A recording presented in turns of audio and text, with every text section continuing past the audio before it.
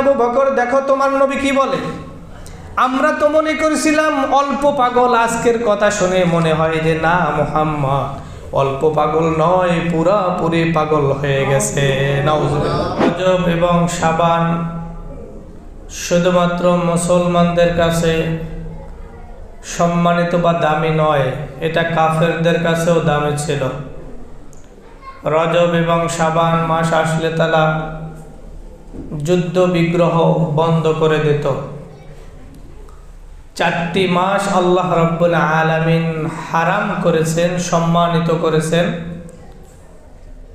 যে 4টি মাসের মধ্যে একটি মাস আমাদের মাঝ থেকে অতিবাহিত হয়ে যাচ্ছে। রজব মাস যখনই আসতো, আল্লাহর পয়গম্বর আলাইহিস সালাতু ওয়াস সালাম তিনি উম্মতকে, তার সাহাবীদেরকে একটি দোয়া বেশি বেশি পাঠ করতে বলতেন।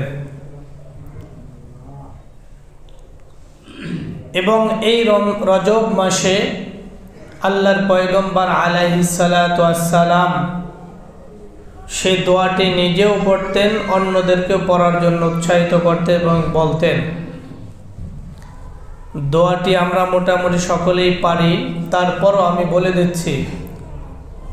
আল্লাহর পয়গম্বর আলাইহিস সালাতু ওয়াস সালাম বলেন, এই দোয়া যদি তোমরা পাঠ করো নিয়মিত, তাহলে রমজান পর্যন্ত আল্লাহ তাআলা তোমাদের হায়াত দারাজ করে দেবেন।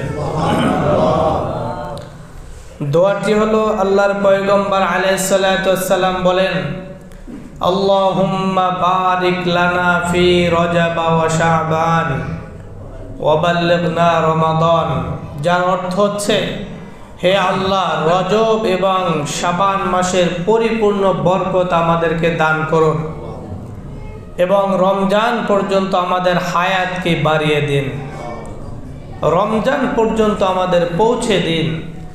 এই দোয়াটি যে মুমিন ব্যক্তি, মুসলমান ব্যক্তি বেশি বেশি পাঠ করবে, তার সৌভাগ্যে আল্লাহ তাআলা রমজান নসিব করবেন। সুবহানাল্লাহ। আর যে ব্যক্তি রমজান পেল, গুনাহ মাফের একটা মৌসুম পেল। যে কোনো জিনিস আপনি শুরু করার আগে প্ল্যান করতে হয়, চিন্তা ভাবনা করতে হয়। তো আল্লাহর পয়গম্বর আলাইহিস সালাতু ওয়াস সালাম বলেন, রমজান মাস আসার আগে 2টি মাস তোমরা প্র্যাকটিস করে নাও এবং প্রস্তুতি গ্রহণ করো। সে 2টি মাস হলো আজকের রজবের 27 তারিখ চলে যাচ্ছে। আর রাত 27 তারিখ রাতটি একটি মহামান্বিত রাত, যে রাত্রে হযরত রাসূল আকরাম সাল্লাল্লাহু আলাইহি সাল্লামকে আল্লাহ তাআলা জমিন থেকে আল্লাহ তাআলার কাছে নিয়ে গিয়ে তাকে সম্মানিত করেছেন। এবং আমরা যে নামাজ কালাম পড়তে এসেছি, এই নামাজের বিধানটুকু আল্লাহ তাআলা দিয়ে তাকে সম্মানিত করেছেন। সুবহানাল্লাহ। আল্লাহ তাআলা বলেন, ইন্না ইদ্দাতাশ শুহুরি ইনদাল্লাহি 12 শাহরা। আসমান সমূহ এবং পৃথিবী সৃষ্টির দিন থেকেই মাসের সংখ্যা কয়টি? 12টি। আরবি মাস কয়টি মাস? 12টি মাস নির্ধারণ করেছেন কে? আল্লাহ তাআলা। ইন্না ইদ্দাতাশ শুহুরি ইনদাল্লাহি 12 12টি মাস আল্লাহ তাআলা নির্ধারণ করেছেন, যে 12 শাহরান ফি কিতাবিল্লাহ। আল্লাহ তাআলা এই 4টি মাসকে, 12টি মাসকে নির্ধারণ করেছেন, যা কিতাবে রয়েছে। এর মধ্য থেকে 4টি মাস সম্মানিত করেছেন। মিনহা আরবাআতুন হুরুম, 4টি মাসকে আল্লাহ তাআলা সম্মানিত করেছেন। যালিকাদ দীনুল কাইয়্যিম, এটাই হলো আল্লাহ তাআলার নির্ধারিত বিধান। ফালা তাজলিমু ফীহিন্না আনফুসাকুম, একজন আরেকজনের প্রতি জুলুম করবে না, মুশরিকদের সাথে যুদ্ধ বিগ্রহ করবে না, সাথে তো মিলিত হয়ে মোকাবেলা করবে না, যেমনিভাবে তারাও তাদের সাথে তোমাদের বিরুদ্ধে লড়াই করবে না। তার মানে হলো, ফালা তাজলিমু ফীহিন্না আনফুসাকুম ওয়া কাতিলুল মুশরিকিনা কাফাতান কামা ইউকাতিলুনাকুম কাফা। কারো প্রতি কেউ জুলুম করবে না, মুশরিকদের সাথে তোমরা মিলিত হয়ে যুদ্ধ করবে না, যেমনিভাবে তারাও তোমাদের সাথে মিলিত হয়ে যুদ্ধ করবে না। ওয়ালামু আন্নাল্লাহা মাআল মুত্তাকিন, অবশ্যই আল্লাহ তাআলা কাদের সাথে রয়েছেন? মুত্তাকিন পরহেজগার ইমানদার যারা তাদের সাথেই আল্লাহ তাআলা রয়েছেন। ওয়ালামু তোমরা জেনে রাখো আন্নাল্লাহ নিশ্চয় আল্লাহ তাআলা তাদের সাথে রয়েছেন মাআল মুত্তাকিন। কাদের সাথে? মুত্তাকিনদের সাথে। তো পৃথিবীর সৃষ্টি লগ্ন থেকে সূচনা থেকে আল্লাহ রাব্বুল আলামিনের গণনায় সংখ্যা মাসের সংখ্যা কয়টি? 12টি। তার মধ্যে সম্মানিত কয়টি? 4টি। সেই 4টি মাসের একটি মাস আমাদের মাঝে চলতেছে, রজব মাস। এই রজব মাসে হযরত আয়েশা সিদ্দিকা রাদিয়াল্লাহু তাআলা আনহা তিনি বর্ণনা করেন, আমি পয়গম্বর আলাইহিস সালাতু ওয়াস সালামকে দেখেছি অত্যাধিক রোজা রাখতেন রজব এবং শাবানে। কেন? রমজানের প্রস্তুতি গ্রহণ করার জন্য। এই রজব এবং শাবান মাসে যদি আমরা রমজানের রোজার প্রস্তুতিমূলক কিছু রোজা রাখি, পুরো মাস নয়, আল্লাহ রসুল তো পুরো মাসই প্রায় রেখে দিয়েছেন, কিন্তু আমাদের দ্বারা তো তার সম্ভব হচ্ছে না। আমরা অন্তত কিছু কিছু দিন রোজা রেখে যদি অভ্যাস করতে পারি তাহলে রমজান মাসের রোজাগুলো পালন করা আমাদের জন্য সহজ হয়ে যাবেন। কথা বলেন ঠিক কি না? কারণ আগের থেকে প্রস্তুতি যে কোনো জিনিস গ্রহণ করলে সেটা করা সম্ভব হয় এবং তার মূল পর্যন্ত শেষ পর্যন্ত যাওয়া যায়, কিন্তু হুট করে একটা সিদ্ধান্ত নিয়ে সে কাজ করা সেটা কঠিন হয়ে যায়।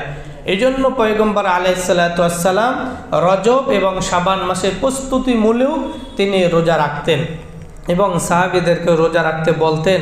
এমনিতেই তো আমরা মাসে 3টি রোজা রেখে থাকি, অনেকে রাখি 3টি রোজা, কিন্তু আল্লাহর পয়গম্বর আলাইহিস সালাতু ওয়াস সালাম যখন রজব এবং শাবান মাস পেতেন তিনি অত্যাধিক রোজা পালন করতেন, অনেক বেশি পরিমাণে ইবাদত বন্দিগি করা শুরু করে দিতেন যাতে রমজানে কোনো রকম ঘাটতি না হয়।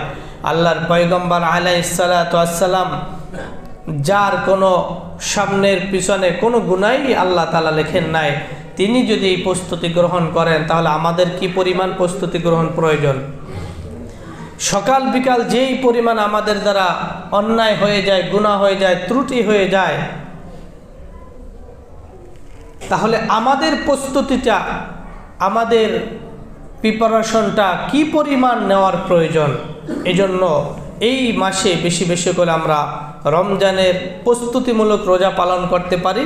কারণ হলো রমজানের মাস রোজা আসলে হুট করে যেন আমাদের কষ্ট না হয়, আমরা যেন আগেই অভ্যস্ত থাকি। যেহেতু আল্লাহ তাআলা এই বিধানগুলো দিয়েছেন এবং এই বিধানটা শুধুমাত্র ওয়াজিব নফল নয়, রমজানের রোজা রাখা এটা কি প্রত্যেকটি বালেগ বালেগা পুরুষ নর নারী সকলের জন্য রমজানের রোজা রাখা ফরজ। আল্লাহ তাআলা মা বোনদের জন্য নামাজকে মাসে বাদ দিয়ে দিয়েছেন কিছুদিনের জন্য, কিন্তু রমজান মাসের রোজা সেটাকে আল্লাহ তাআলা কি করতে বলেছেন? পরবর্তীতে কাজা করতে বলছেন, পরবর্তীতে আদায় করার জন্য নির্দেশ দিয়েছেন। তার মানে হলো রমজানের রোজাগুলো অত্যন্ত গুরুত্বপূর্ণ এবং তাৎপর্যপূর্ণ, ফজিলতপূর্ণ।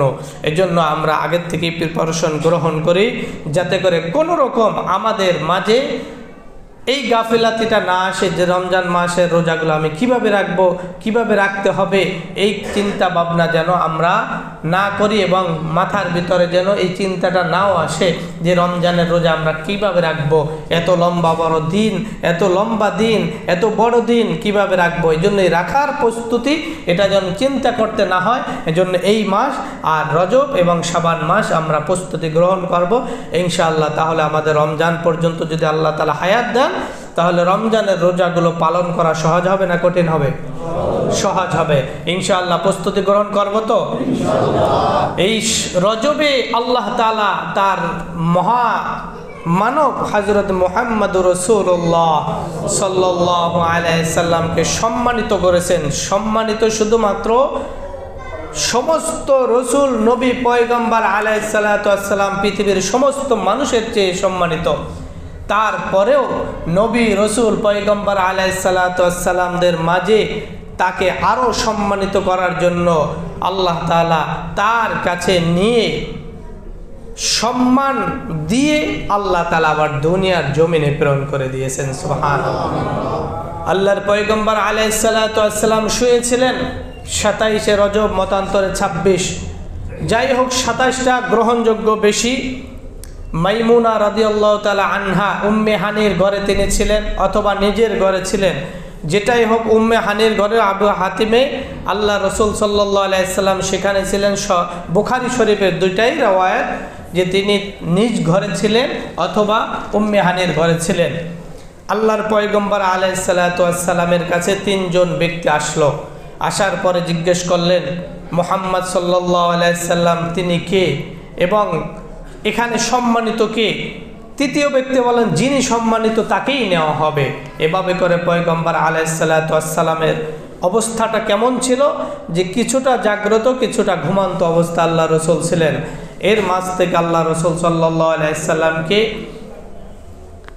ফেরেশতাদের মাধ্যমে আল্লাহ তাআলা বাইতুল্লাহ শরীফ থেকে বাইতুল মুকাদ্দাস নিয়েছেন। সুবহানাল্লাহ বলেন। সুবহানাল্লাযী আসরা বিআবদিহি লাইলাম মিনাল মাসজিদিল হারাম ইলাল মাসজিদিল আকসা। মসজিদে আকসা পর্যন্ত আল্লাহ রসুল সাল্লাল্লাহু আলাইহি সাল্লামকে নিয়েছেন আল্লাহ তাআলা ফেরেশতাদের মাধ্যমে নিয়ে সেখানে সমস্ত পয়গম্বর আলাইহিস সালাতু ওয়াস সালামকে উপস্থিত করলেন। আল্লাযী বারাকনা হাওলাহু লিনুরিয়াহু মিন আয়াতিনা, চতুর্দিক আল্লাহ তাআলা রহমত বরকত দিয়ে ভরপুর করে দিয়েছেন। সুবহানাল্লাহ। আল্লাযী বারাকনা হাওলাহু, তার মসজিদে আকসার চতুর্পাশ দিয়ে আল্লাহ তাআলা বরকত দ্বারা পরিপূর্ণ করে সমস্ত পয়গম্বরদেরকে আল্লাহ তাআলা সেখানে উপস্থিত করেছেন। উপস্থিত করে এবার পয়গম্বর আলাইহিস সালাতু ওয়াস সালামকে সমস্ত নবীদের উপরে পয়গম্বরদের উপরে আম্বিয়াদের উপরে আল্লাহ রসুলকে সম্মানিত করেছেন কি হিসাবে? তাকে ইমামুল মুরসালিন বানিয়ে দিয়েছেন। সুবহানাল্লাহ। ইমামুল মুরসালিন কাকে বলা হয়? সমস্ত ইমামদের ইমাম। ইমামুল মুরসালিন খাতামান নবিয়্যিন সাইয়্যিদুল মুরসালিন।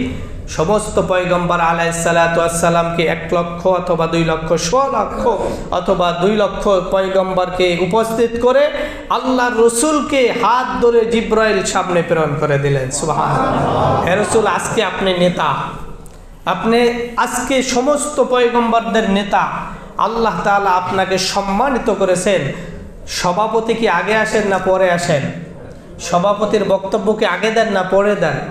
পরে হয়, কারণ সভাপতি তার সংক্ষিপ্ত বক্তব্য শেষ করে বৈঠক কি করেন? শেষ ঘোষণা করেন। আল্লাহর পয়গম্বর আলাইহিস সালাতু ওয়াস সালামকে সর্বশেষ পয়গম্বর হিসাবে আল্লাহ তাআলা প্রেরণ করেছেন। এরপরে আর কোনো নবী পৃথিবীতে আসবেন না। এজন্য সমস্ত পয়গম্বরদেরকে একত্রিত করে জিবরাইলের মাধ্যমে আল্লাহ তাআলা বললেন, আমার পয়গম্বর আমার হাবিব হযরতে মুহাম্মদুর রাসূলুল্লাহ, তাকে তোমরা সামনে অগ্রসর করে দাও। আল্লাহর পয়গম্বর আলাইহিস সালাতু ওয়াস সালামকে সামনে নিয়ে গেলেন, নিয়ে বললেন আল্লাহর হুকুম হলো 2 রাকাত আপনি নামাজ পড়বেন, আপনি ইমাম হবেন। সমস্ত পয়গম্বর নবী রসুলগণ আপনার ইমামতিতে নামাজ পড়বে, আপনি ইমাম, তারা মুসল্লি। সুবহানাল্লাহ। 2 রাকাত নামাজ আদায় করলেন, সকলের সাথে মোলাকাত হলো পয়গম্বর আলাইহিস সালাতু ওয়াস সালামের। হওয়ার পর আল্লাহ রব্বুল আলামিন ওখান থেকে তাকে বুরাক যোগে আল্লাহ তাআলার দিকে গমন করালেন।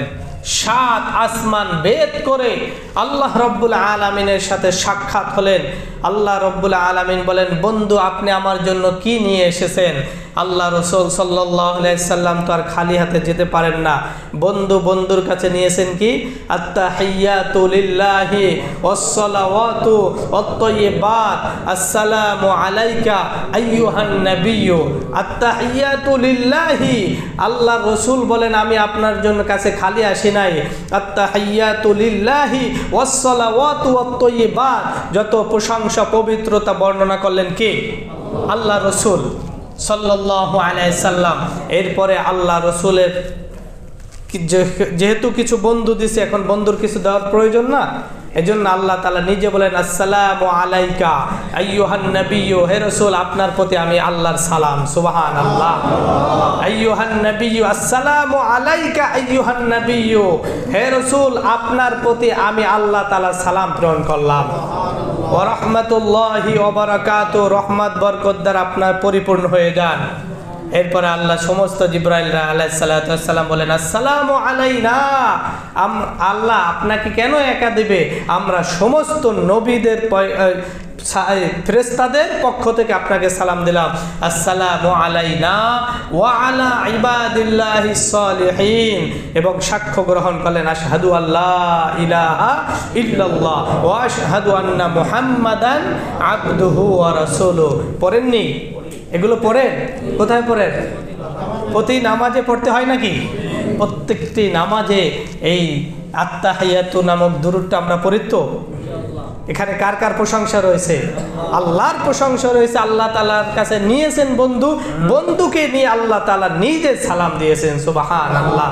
এবার আল্লাহ তাআলার রাসূল সাল্লাল্লাহু আলাইহি সাল্লাম বলেন, হে আল্লাহ, ও আমার প্রিয় হাবিব, আল্লাহ তাআলা যখন বললেন, রসুল আপনি যেহেতু আসছেন, আপনাকে আমি খালি হাতে কিভাবে দেই? আসসালামু আলাইকা আইয়ুহান নবী ওয়া রাহমাতুল্লাহি ওয়া বারাকাতুহু, যত রহমত বরকত সব কিছু আপনার উপরে কি হোক, নাজিল হোক। আশহাদু আল্লা ইলাহা ইল্লাল্লাহ ওয়া আশহাদু আন্না মুহাম্মাদান আবদুহু ওয়া রাসূলুহু, সাক্ষ্য গ্রহণ করলেন যে আল্লাহ ছাড়া কোনো কি নাই, কোনো মাবুদ নাই, কোনো ইলাহ নাই। ওয়া আশহাদু আন্না মুহাম্মাদান আবদুহু ওয়া রাসূলুহু, এবং তার প্রেরিত রসুল হযরত মুহাম্মদ রাসূলুল্লাহ, আর প্যারা হাবিবকে নিয়েছেন সম্মানিত করার জন্য এবং কিছু দেওয়ার জন্য। কি দিলেন? 50 ওয়াক্ত নামাজ দিয়ে দিলেন। কয় ওয়াক্ত নামাজ?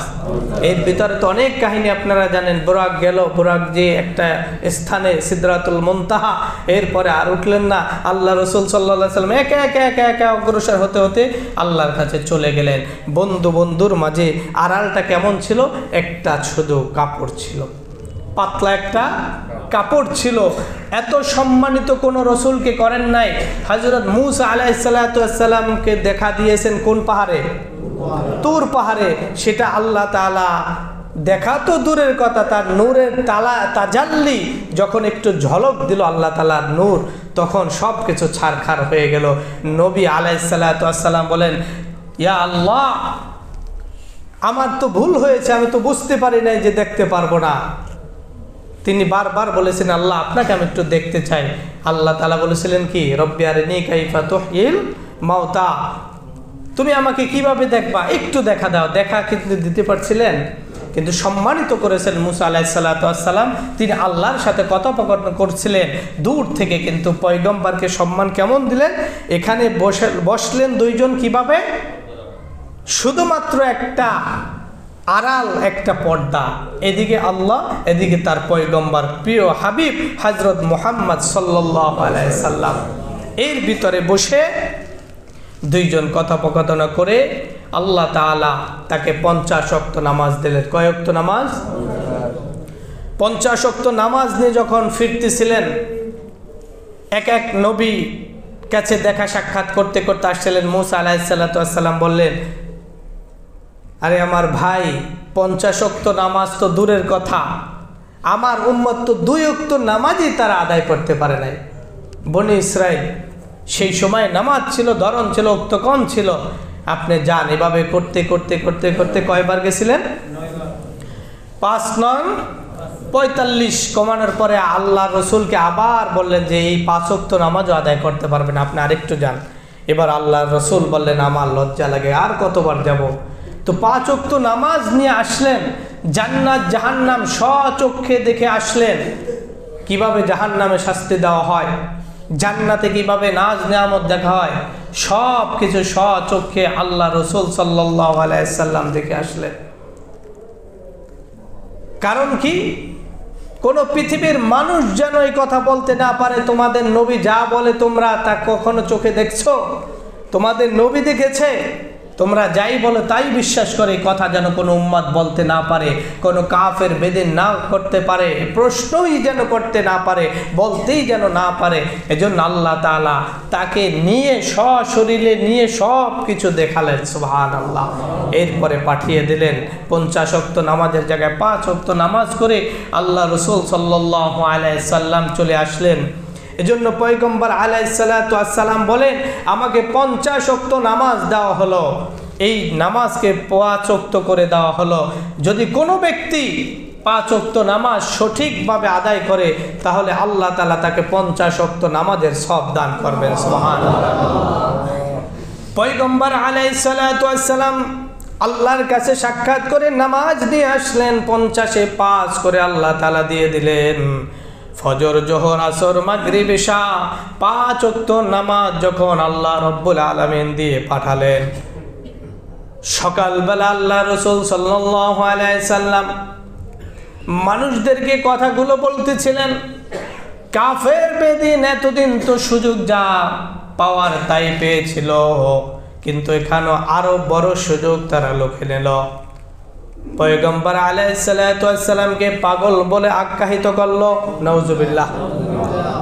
যে এতটুকু সময়ের ভিতরে কিভাবে তুমি আল্লাহর কাছে গেলা, 7 আসমান ভেদ করে আল্লাহর আরশ, কুরসি সব কিছু থেকে আল্লাহর সাথে সাক্ষাৎ করে আবার কিভাবে আসলাম? আপনাদের মনে জাগে নাকি প্রশ্ন যে আসলো কিভাবে? কার কাছে? আল্লাহ তাআলার কাছে সম্ভব কি সম্ভব না? ইন্নাল্লাহা আলা কুল্লি শাইইন কদির। সমস্ত ক্ষমতাধর কে? আল্লাহ। সে আল্লাহর কাছে কিছু অসম্ভব আছে নাকি? যিনি শব্দ বলার সাথে সাথে কুন ফায়াকুন, কোন শব্দটা বলার সাথে সাথে সবকিছু হয়ে যায়, তার কাছে এটা তো অনেক লম্বা, এটা তো অনেক কয়েক ঘন্টার সময়, এটা সম্ভব কি না? তো কাফের বেদিনদের মাথায় এটা ঢোকে নাই। তারা প্রশ্ন করে বলল, মুহাম্মদ আগে যতটুকু পাগল ছিল এখন পরিপূর্ণ পাগল হয়ে গেছে। নাউজুবিল্লাহ। দেখো পয়গম্বর আলাইহিস সালাতু ওয়াস সালামের এই কথাগুলো আবু বকরকে ডাক দিয়ে শোনালেন। আবু বকর, দেখো তোমার নবী কি বলে। আমরা তো মনে করেছিলাম অল্প পাগল, আজকের কথা শুনে মনে হয় যে না, মুহাম্মদ অল্প পাগল নয়, পুরাপুরি পাগল হয়ে গেছে। নাউজুবিল্লাহ। কি জন্য কথায় বলতেছ? আবু বকরকে বলা হলো, তোমার নবী বলতেছে এখান থেকে নাকি বাইতুল্লাহ শরীফ থেকে মসজিদুল আকসা পর্যন্ত, সেখানে আল্লাহ তাআলা আরশ করছে, 7 আসমান ভেদ করে আল্লাহর সাথে সাক্ষাৎ করে 5 ওয়াক্ত নামাজে নিয়ে এসেছেন। এটা কি তোমার বিশ্বাস হয়? আবু বকর ডাক দিয়ে বলেন, শোনো কাফেরের দল, এটা তো একটা সামান্য বিষয়। আল্লাহু আকবার। এটা তো একটা সামান্য বিষয়, এর যে হাজার হাজার কঠিনতম কঠিন আমি অনেক কিছু বিশ্বাস করে নিয়েছি। আর পয়গম্বর আলাইহিস সালাতু ওয়াস সালাম যেহেতু তিনি তার সজবনে বলেছে, এটা কখনো মিথ্যা হতে পারে না। নিশ্চয়ই আল্লাহ তাআলা তাকে আল্লাহর সাথে নিয়ে সম্মানিত করেছেন। এবার কাফেরদের মুখ বন্ধ হয়ে গেল। মনে করেছিল আবু বকর দ্বারা যদি অস্বীকৃতি জানানো যায় তাহলে সব কিছু মুহাম্মাদের খবর ফাঁস হয়ে যাবে। কিন্তু পয়গম্বর আলাইহিস সালাতু ওয়াস সালামকে ছোটবেলার বন্ধু আবু বকর একদিন 2 দিনের পরিচয় নয়, কয়েক বছর যাবত তার সাথে ওঠা বসা করে। একটা মানুষের সাথে 1 বছর চললে বোঝা যায় তার চরিত্র কেমন, তার স্বভাব কেমন, সে আসলে ভালো না খারাপ সব কিছু বোঝা যায়। সেখানে কয়েক বছর ধরে আবু বকর সিদ্দিক রাদিয়াল্লাহু তাআলা আনহু তিনি আল্লাহর পয়গম্বরের খুব কাছের সাহাবী এবং কাছের লোক হিসাবে তিনি চলাফেরা করলেন। আবু বকর যখন এই কথার স্বীকৃতি দিলেন, সমস্ত কাফেরদের মুখ বন্ধ হয়ে গেল। এবার পয়গম্বর আলাইহিস সালাতু ওয়াস সালাম বলেন, ও আবু বকর, আজকের পর থেকে তুমি শুধুমাত্র আবু বকর নও, তুমি আবু বকর সিদ্দিক হয়ে গেলা। সুবহানাল্লাহ। কি হয়ে গেল?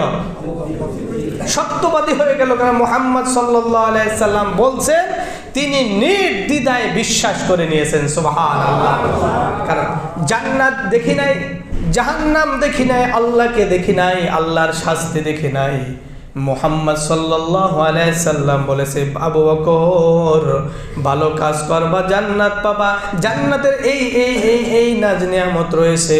আর ভালো কাজ করবা না, আল্লাহর প্রতি ঈমান আনবা না, চিরদিনের জন্য জাহান্নামে যেতে হবে। জাহান্নামে এই শাস্তিগুলো রেখেছে। সব কিছু না দেখে বিশ্বাস করেছি, সামান্য একটা কথা আমি কেন বিশ্বাস করব না? ও কাফেরের দল, শোনো, তোমাদের কাছে এটা তো একটা আশ্চর্যজনক ঘটনা মনে হলো, কিন্তু আমি আবু বকরের কাছে কিছুই মনে হয় নাই, কারণ আমি মুহাম্মদকে একদিন দুই দিন দেখি নাই। আমি মুহাম্মদ সাল্লাল্লাহু আলাইহি সাল্লামের কাছে ঈমান কেন গ্রহণ করেছি তুমি কি জানো? মুহাম্মদ সাল্লাল্লাহু আলাইহি সাল্লাম 40 বছর পর্যন্ত একটা মিথ্যা কথা কখনো বলে নাই, কোনো মানুষকে ধোঁকা দেয় নাই, কোনো মানুষকে গালি দেয় নাই, কোনো মানুষের সাথে জুলুম করে নাই, কোনো মানুষের সাথে অন্যায় করে নাই। স্বচক্ষে দেখেছি, এবং এই একটা সামান্য কথা কেন বিশ্বাস করব না? সুবহানাল্লাহ। স্বীকৃতি পেয়ে গেলেন। এবার সমস্ত কাফেরদের মুখ বন্ধ হয়ে গেল, যার যার মত চলে গেল। কারণ সুবিধা করতে পারে না। কি করতে পারে না?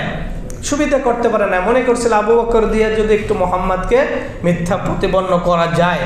রব্বুল আলামিন মুহাম্মদ সাল্লাল্লাহু আলাইহি ওয়াসাল্লামকে সশরীরে মেরাজ করে আল্লাহ রব্বুল আলামিনের কাছে নিয়ে গিয়ে তার বন্ধুকে সম্মানিত করেছেন। পৃথিবীর কোনো মানুষ যেন কথা বলতে না পারে আরে মুহাম্মাদের ধর্ম এটা তো একটা শুধু শুধু বানোয়াট ধর্ম, সে কি স্বচক্ষে দেখেছে কিনা এই কথা বলবে, কারণ জানে আবু জাহলের বংশধরগুলো এরকমই হয়। পৃথিবীর শেষ পর্যন্ত এটা থাকবে। দেখবেন ভালো কথা, ভালো কাজ, ভালো জিনিস অনেকের ভালো লাগে না। আছে ভালো জিনিস ভালো লাগে না, ভালো কথা ভালো লাগে না। তার কারণে এই মুহাম্মাদের ধর্ম এটা পুরনো ধর্ম, এটা মানা যাবে না। এখন আমাদের সবাইকে মেনে নিতে হবে। আমরা পুরুষ মহিলা সব এক হয়ে যাব, এক হয়ে আমরা এক কাঁধে হাতে হাত রেখে আমরা সমাজটাকে সামনে নিয়ে যাব। সমাজকে সামনে নেবে না পিছনে নেবে? মহিলা পুরুষ যদি একজন আরেকজনের কাঁধে হাত দিয়ে যাবে, সেটা সমাজ নষ্ট হবে নাকি ভালো হবে? তো তাদের চিন্তাধারা এগুলো থাকবে। কিছু মানুষ এর ভিতরেও কিছু মানুষ থাকবে আবু বকরের চেতনা নিয়ে থাকবে, ওমরের চেতনা নিয়ে থাকবে, ওসমানের চেতনা নিয়ে থাকবে, আলী রাদিয়াল্লাহু তাআলা আনহুম আজমাইনদের চেতনা নিয়ে তারা পৃথিবীতে বাস করবে এবং ধর্মটাকে সত্য মনে করবে, ইসলামকে সত্য মনে করবে, আল্লাহর বিধানকে সত্য মনে করবে, আল্লাহর বিধান মোতাবেক নিজের জীবন গড়বে, অন্যকে উপদেশ দেবে, আদেশ দিবে, অন্যকে উৎসাহিত করবে, দাওয়াত দেবে। এটাই হলো একজন প্রকৃত মুমিনের কাজ। হ্যাঁ, একটা মুমিনের কাজই হলো এটা। এজন্য আসুন রাসূল আকরাম সাল্লাল্লাহু আলাইহি সাল্লামকে এই মাসেই আল্লাহ তাআলা সম্মানিত করেছেন।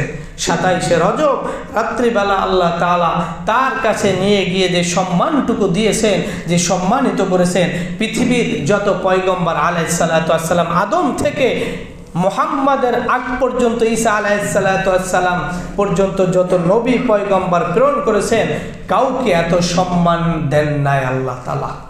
একমাত্র আমাদের নবী, যাকে তিনি সর্বোচ্চ সব থেকে বেশি সম্মান দান করেছেন, এবং সেই সম্মানিত রসুলের সেই নবীর উম্মত কারা? আমরা কিয়ামতের ময়দানে আমরা সবচেয়ে আগে অগ্রাধিকার পাবো। সুবহানাল্লাহ বলবেন না? আদম নবী থেকে ঈসা আলাইহিস সালাতু ওয়াস সালামের নবীর যত আসছেন, তার যত উম্মত ছিল, তাদের যত উম্মত ছিল, সমস্ত উম্মতকে এক জায়গায় রাখলে যে সম্মানটুকু হবে, আমরা মুহাম্মদ সাল্লাল্লাহু আলাইহি সাল্লামের উম্মত আর এক পাল্লা যদি রাখা হয়, তাহলে আমাদের পাল্লা ভারী হয়ে যাবে। এজন্য সেই নবীর সম্মান রক্ষা করা আমাদের দরকার আছে কিনা? এবং যেই রাসূল সাল্লাল্লাহু আলাইহি সাল্লাম 23টি বছর এই আল্লাহর বিধানকে বাস্তবায়ন করার জন্য, প্রতিষ্ঠিত করার জন্য সমাজের ভিতরে নিজের ঘাম ঝরিয়েছেন, শ্রম দিয়েছেন, রক্ত ঝরিয়েছেন, দাঁত ঝরিয়েছেন, সেই নবীর প্রতি ভালোবাসা রেখে আমরা এতটুকু করতে পারবো না? রজব এবং শাবান মাসে সম্মান রক্ষা করতে পারবো না? পারবো তো ইনশাআল্লাহ। যদি পারি তাহলেই কেবলমাত্র আমরা নবীর উম্মত বলে স্বীকৃতি পাবো। কারণ যে কথাটা বলতেছিলাম, কিয়ামতের ময়দানে যা সম্মান দেওয়া হবে, আগে সবচেয়ে গ্রহণযোগ্য এবং অগ্রাধিকার পাবে কোন উম্মত? আমরা উম্মতে মুহাম্মাদি, মুহাম্মাদের চেয়ে এত শ্রেষ্ঠত্ব আর কাউকে হাসরের ময়দানে দেওয়া হবে না। জান্নাতে দিতে হলেও আগে আল্লাহ তাআলা কাদেরকে দিবেন? মুহাম্মাদের উম্মত, মুহাম্মাদি উম্মত আমাদেরকে আল্লাহ তাআলাকে জান্নাতে দিবেন। কিন্তু এর উল্টাও আছে, যদি সঠিকভাবে দিনগুলো, বিধানগুলো, ইসলামগুলো মানা না হয়, তাহলে এর বিধান উল্টাও আছে, সর্বপ্রথম জাহান্নামেও দেবে এই উম্মত থেকে। তাহলে আমরা কোনটা নিতে চাই? জান্নাত অগ্রাধিকার পেয়ে আর আগেই যেন আমরা জান্নাতে চলতে পারি। আল্লাহ তাআলা আমাদের সকলকে সেই তৌফিক দান করুন।